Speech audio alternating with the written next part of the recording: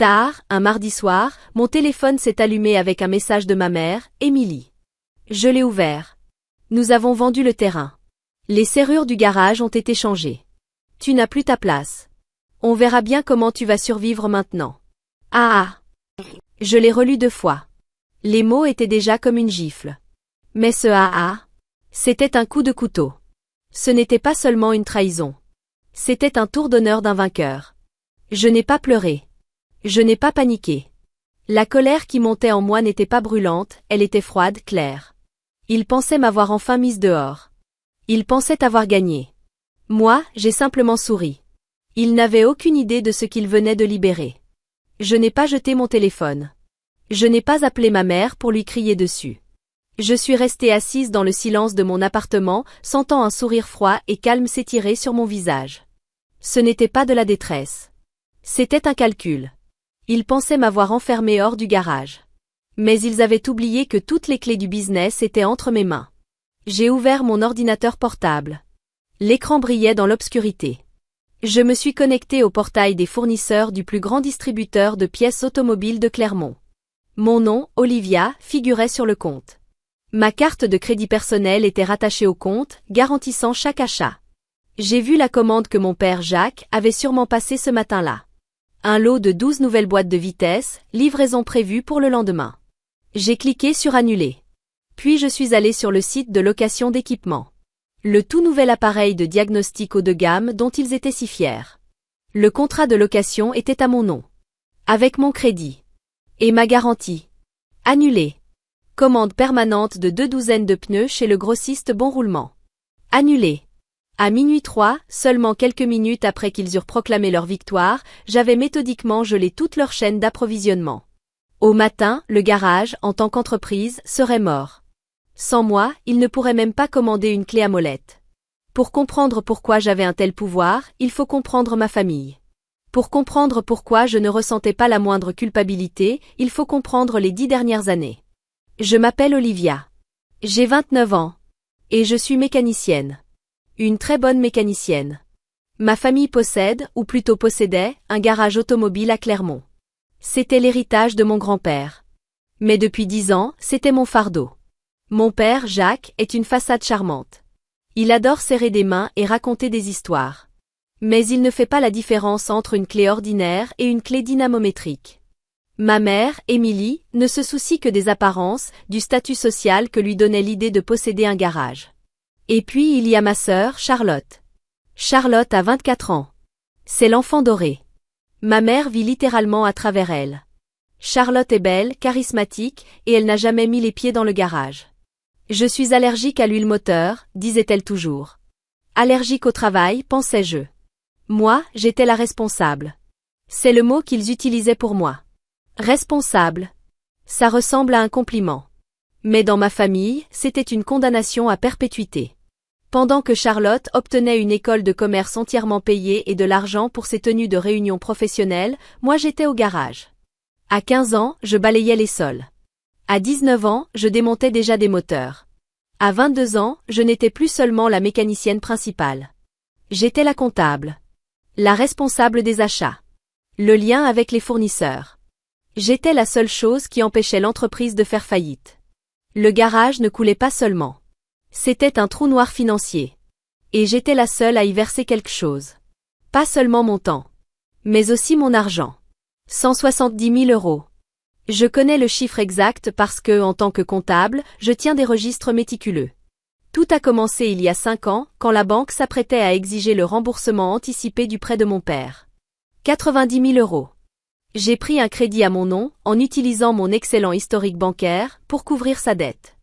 Je me suis dit que c'était un investissement dans l'héritage familial. Puis, il y a 3 ans, les anciens ponts hydrauliques ont été déclarés inutilisables. Mon père voulait fermer. Mais j'ai trouvé une solution.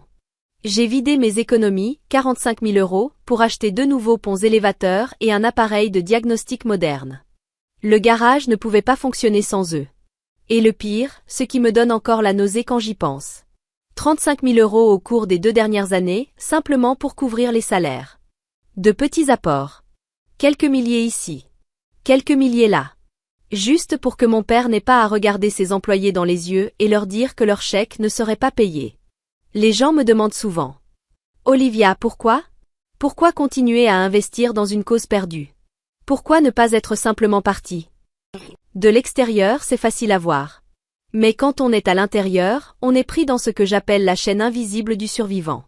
Vous voyez, quand on grandit dans un environnement où votre valeur dépend de votre utilité, on apprend que être responsable est le seul moyen de mériter un peu d'amour. Vous n'êtes plus une personne. Vous êtes un pilier. Et vous avez peur que si vous bougez, si vous cessez de tout soutenir, toute la structure s'effondre, et que ce soit votre faute. C'est une prison sans barreaux. Une forme d'impuissance apprise. On s'habitue tellement à la dynamique qu'on cesse de voir la porte. On continue simplement à porter le poids, en croyant qu'un jour notre sacrifice sera reconnu. On croit que si l'on est assez bonne, assez forte, assez utile, un jour ils nous verront enfin. Mais ils ne voient rien. Parce qu'eux aussi sont prisonniers de leur propre piège, celui de la cruauté normalisée. Dans leur esprit, ils n'étaient pas cruels. Ils jouaient simplement les rôles que nous avions tous acceptés. Mon père, Jacques, le patriarche. Ma mère, Émilie, la gestionnaire sociale. Ma sœur, Charlotte, l'enfant doré. Celle qui devait réussir. Celle à qui la meilleure vie était destinée. Moi, j'étais la responsable. Quand ils prenaient mon argent, pour eux ce n'était pas du vol. C'était presque un droit. C'était simplement Olivia qui se comportait comme Olivia. La fille responsable qui remplissait son devoir. Ils avaient normalisé l'idée que ma mission était de financer les rêves de Charlotte. Pendant que je vidais mes économies pour payer un nouveau pont élévateur, Charlotte publiait des photos de son voyage de fin d'études en Europe. Un voyage que ma mère racontait fièrement à tout le monde, payé par le garage. Ils n'étaient pas méchants comme dans les films. Ils étaient quelque chose de bien plus courant. Et bien plus terrifiant. Des gens qui avaient justifié leur propre cruauté si longtemps qu'ils avaient oublié que c'était de la cruauté. À 7 heures du matin, mon téléphone a commencé à exploser. D'abord un message vocal furieux de mon père, Jacques. Il ne posait pas de questions. Il criait. « Olivia, qu'est-ce que tu as fait? Tous nos fournisseurs annulent les commandes. Le garage est paralysé. Tu as tout fichu en l'air. Tu dois réparer ça immédiatement. » Quelques secondes plus tard, un message de ma sœur Charlotte. « Tu réagis beaucoup trop fort.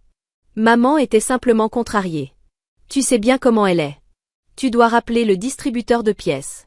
C'est très embarrassant pour moi. » Embarrassant pour elle, évidemment. Et puis est venu le grand final.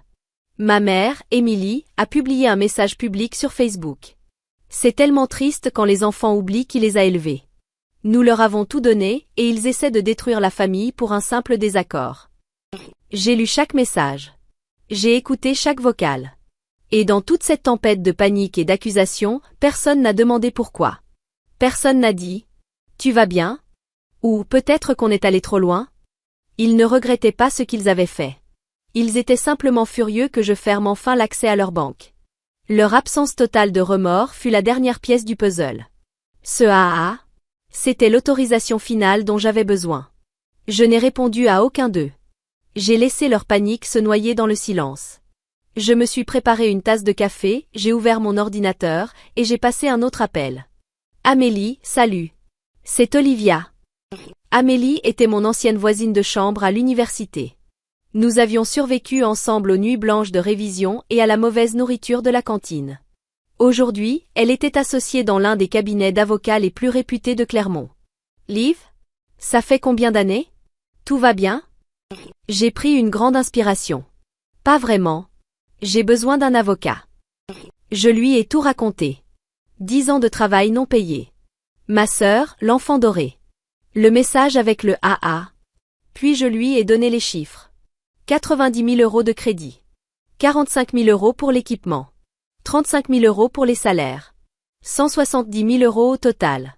De l'autre côté du téléphone, un long silence lourd s'est installé. Quand Amélie a finalement parlé, sa voix était glaciale. Liv, ils ne t'ont pas simplement mise dehors. Ce que tu décris est un cas classique d'enrichissement injustifié et d'abus de confiance. Ils n'ont absolument aucune idée de ce qu'ils ont fait. Elle a marqué une pause. Je n'ai jamais été aussi heureuse d'être avocate. Dis-moi ce que tu veux, Liv. Qu'est-ce que tu veux exactement? Je veux ce qu'on me doit, ai-je répondu. Parfait, dit-elle calmement.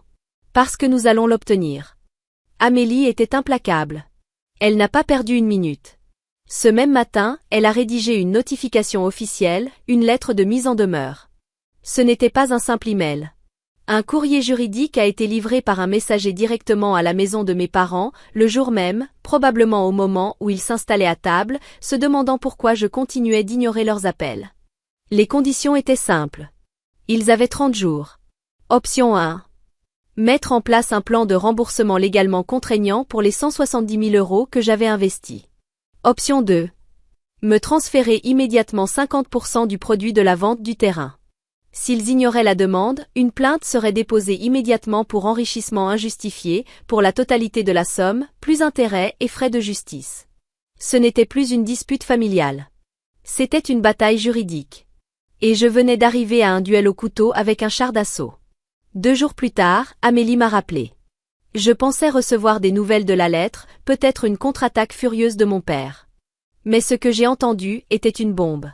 Liv, tu es assise ? Sa voix était différente. La froide assurance d'une avocate était toujours là. Mais elle était mêlée à une colère glaciale que je ne lui avais jamais entendue. Maintenant oui. Qu'est-ce qui se passe ? J'ai enquêté sur la vente du terrain, dit-elle. L'entreprise qui a acheté la parcelle, j'ai vérifié les registres. Le directeur général de cette société, celui qui a signé l'acte de vente. Qui est-ce ? Il s'appelle Henri. Ce nom te dit quelque chose ? J'ai réfléchi une seconde. Puis la réalisation m'a frappé. Attends, oui. Henri. Le nom de famille du fiancé de Charlotte. Amélie a continué, d'une voix parfaitement calme. Henri. Le futur beau-père de Charlotte. Le sang s'est glacé dans mes veines. Je me suis laissé tomber sur le canapé. Ce n'était pas une simple vente. C'était un arrangement. Il ne vendait pas le terrain seulement pour Charlotte. Il le vendait à la famille de Charlotte. Une transaction de dot moderne. Un accord financier pour assurer son mariage et leur ascension sociale. Mon travail. Mon argent. Ma vie. Tout avait été liquidé pour acheter l'avenir de ma sœur. Le calcul derrière tout ça, la froideur du plan, était vertigineux. Amélie. Murmurai-je. C'est monstrueux. Prépare-toi, dit-elle en baissant la voix. Ce n'est même pas la pire partie. Qu'est-ce qui pourrait être pire ? Le crédit bancaire de 90 000 €, répondit-elle. Celui que tu rembourses consciencieusement depuis 5 ans. Celui par lequel tout a commencé. Mon estomac se serra. Qu'est-ce qu'il y a avec ce prêt ? J'avais un mauvais pressentiment. J'ai demandé à la banque la demande de crédit originale, dit-elle. Je l'ai reçue il y a 1 heure. Je me suis figée. Et j'ai attendu. Le silence dans le téléphone était lourd, presque étouffant. Olivia, dit Amélie, et je l'entendis faire glisser des feuilles de papier. Tu m'as dit que ton père t'avait demandé de l'aider avec ses remboursements. Que tu avais contracté un prêt séparé pour couvrir ses paiements. Oui, répondis-je. Il ne pouvait pas payer, ajoutai-je. Non, répondit Amélie. Il ne pouvait pas se permettre de ne pas payer. Je fronçai les sourcils. Parce qu'il avait un garant personnel. Je ne comprenais pas. Qu'est-ce que tu veux dire ? Il y eut un bref silence. Puis elle dit calmement. Olivia, ton père a falsifié ta signature. Je cessai de respirer. Ton nom figure sur le contrat de crédit original comme caution personnelle. Il a signé à ta place. Mon esprit se vida. Voilà pourquoi il est venu te demander de l'argent, continua Amélie. Il ne demandait pas de l'aide. Il couvrait ses traces. Si ce crédit avait fait défaut, Liv, la banque ne serait pas venue seulement pour le garage. Il serait venu pour toi. Pour ton appartement. Pour tes économies. Pour tout. Ce fut comme un coup fatal. Ce n'était pas seulement de la cupidité. Pas seulement du favoritisme. Pas seulement un conflit familial. C'était un crime. Une falsification de documents. Toutes ces années, tous ces sacrifices. Je n'aidais pas. J'étais en train de faire disparaître les preuves de son crime. Et ce AA dans le message prit soudain un nouveau sens écœurant. Ils ne m'avaient pas chassé parce qu'ils étaient ingrats. Ils m'avaient chassé parce qu'ils pensaient que tout était terminé. Le terrain vendu. Et moi, le principal témoin de leur crime, je n'étais plus nécessaire. Je ne dis rien. Je restais simplement assise, le téléphone contre l'oreille, tandis que le dernier fragment de ma vieille vie se réduisait en cendres. La plainte pour fraude et enrichissement injustifié frappa leur porte comme une bombe. Et les éclats touchèrent tout le monde. Le lundi suivant, Amélie m'appela. Tu ne vas pas y croire, dit-elle. J'entendais un sourire dans sa voix. Ce promoteur, Henri, le futur beau-père de Charlotte, a entendu parler de notre plainte. Et apparemment, il n'aime pas l'idée que son fils épouse une famille sur le point d'être publiquement accusée de falsification et de fraude. Je serrai ma tasse de café. Qu'est-ce que ça veut dire? Ça veut dire qu'il menace de se retirer de la vente du terrain, répondit Amélie. Et, d'après mes informations, des fiançailles aussi. Il ne veut pas que le nom de sa famille soit associé à une enquête pénale. Alors la transaction pour laquelle il m'avait trahi. La transaction pour laquelle ils avaient commis un crime. Mon procès était sur le point de la réduire en cendres. La panique a dû être immédiate. Les appels ont repris. Mais cette fois, ils n'étaient plus furieux. Ils étaient désespérés. Mon père. Ma sœur. Je les ai tous ignorés. Puis, mardi soir, quelqu'un frappa à la porte de mon appartement. Un coup faible. Désespéré. Je regardai par le Judas. C'était ma mère, Émilie. Elle n'était plus la femme fière et impeccable qui écrivait sur Facebook à propos d'enfants ingrats. La femme dans mon couloir semblait brisée. Ses cheveux étaient en désordre. Ses yeux rouges et gonflés. Même ses vêtements chers étaient froissés. La façade était tombée. J'ouvris la porte. « Olivia, s'il te plaît, dit-elle d'une voix tremblante. Elle tenta de me saisir la main. Je reculai. « S'il te plaît, tu dois arrêter tout ça, sanglota-t-elle.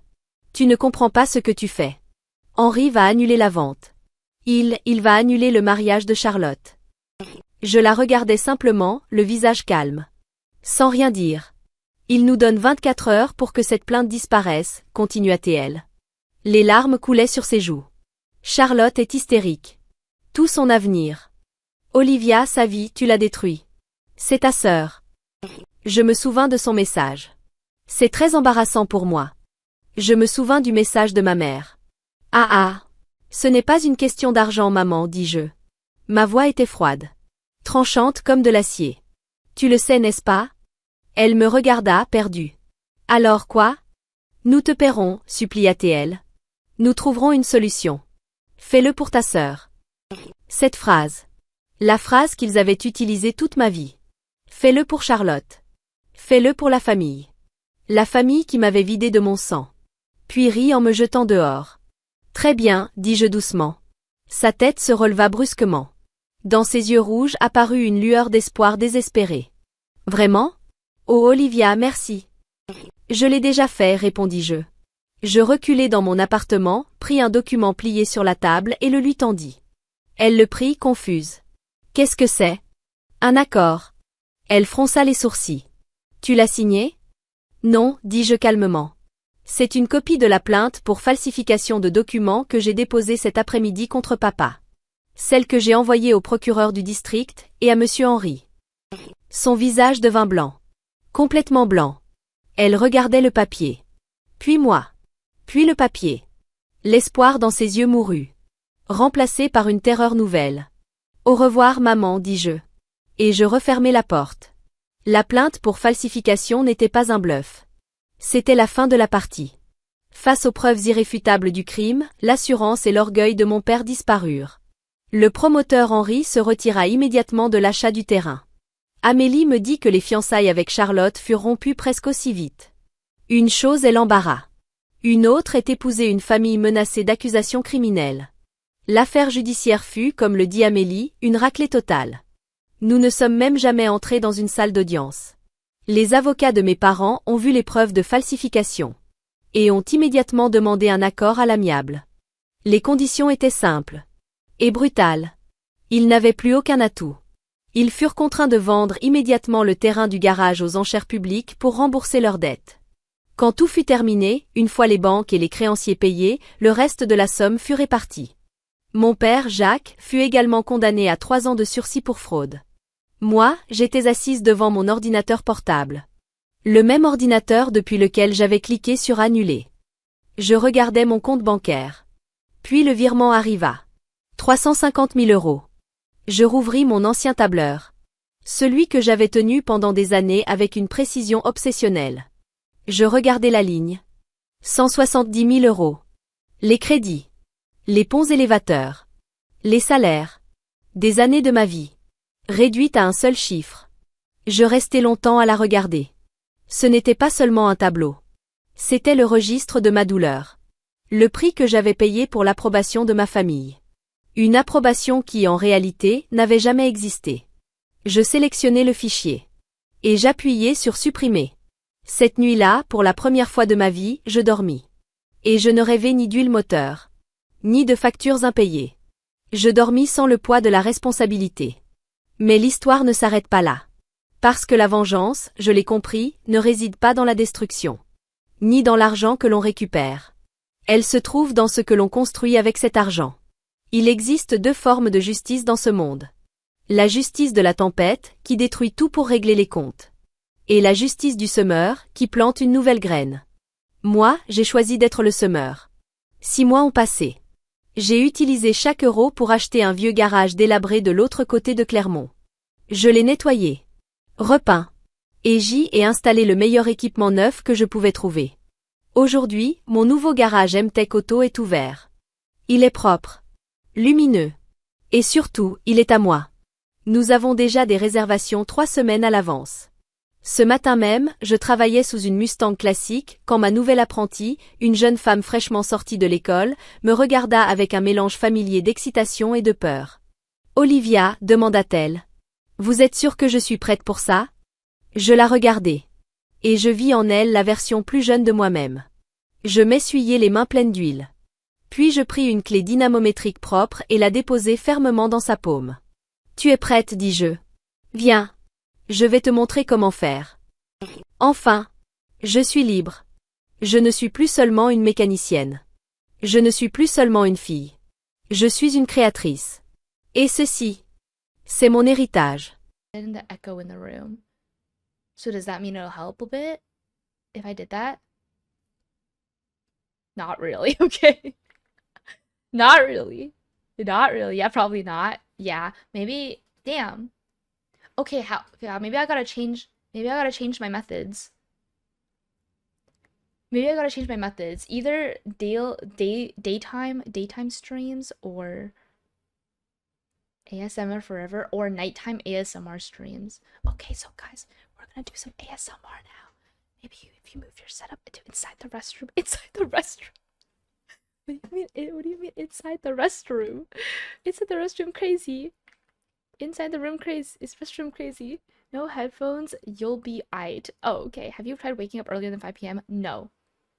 No, I have not. I can't see. I have to. Deadening the sound in the room won't really do much to stop it from leaving. That's kind of sucky. Never mind then, it's okay. We'll figure it out. We'll figure it out. Oh my goodness. Okay, well, anyways. Are we ready? Try one headphone. One headphone while I play this game? This is stupid. Is this gonna work? The golden age of Amanda's stream is over. She can't be her loud ass self anymore. Yeah, there's no entertainment anymore. I have to be quiet. I have to talk. GG's, bro. GG's. What if you put concrete lining on the walls? Concrete lining. They're gonna kick me out. It was a good run. Oh my god. Why is this not working? Does Fragpunk not count as like a game? Hold on. What if you bribe your neighbor to not complain? What if I'm like, okay, for every month when I get paid by Twitch and when I get paid by when I get paid by my job, I'll give you guys 10%. It'll be like, oh, no problem. Good to queue. Hold on. It's not working. I don't know why it's not showing up on my game capture thing. Is this not full screen? I thought it was full screen. Video, borderless, full screen. Is this a sign? No, it's not a sign. It's not a sign. Is it too late to move back to student housing? I've never lived in student housing before. Not gonna like, I like this version of Mana just slightly normal. What do you mean? Okay, fine. I'm not normal. I'm sorry. I mean slightly normal. Well, that's just boring. Normal is boring. Normal is boring, is it not? I miss loud Manda. I can't be loud anymore. I can't be excited. I can't be yelling. No hype. Now it's actually low cortisol. This is making me sad. Oh my goodness. Capture specific window. Capture Fragpunk. Maybe require OBS to be run as admin to use game capture? Why? Oh my god, why? This might be a sign. Oh well, whatever you last place was, they seem to tolerate your screaming. Yeah, because they were loud too. They didn't care. But now they care. Here. This is a sign! This is a sign! Oh my god, this is a sign. Party for our neighbors. Boring. It's only 1:50 a.m. What do you mean? It's a Friday night at 1:50 a.m. Come on. Lock in, guys. Where's the parties? Where are the parties? No, no, no, no, no, no. Here, hold on. Display 1. Selective display. Is it this one? It is this one. Hold on. Don't worry, guys. I'm fixing loud Manda or people strike. GG's. Okay, wait.